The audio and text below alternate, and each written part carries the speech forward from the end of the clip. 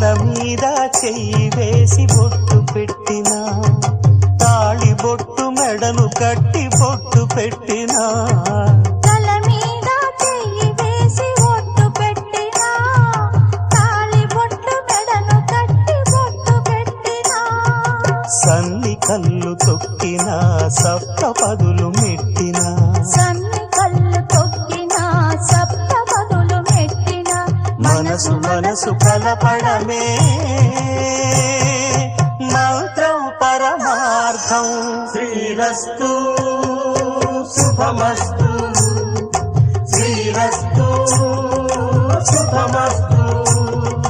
శ్రీకారం చుట్టుకుంది పెళ్లి పుస్తకం, ఇక ఆకారం దాచుతుంది కొత్త జీవితం.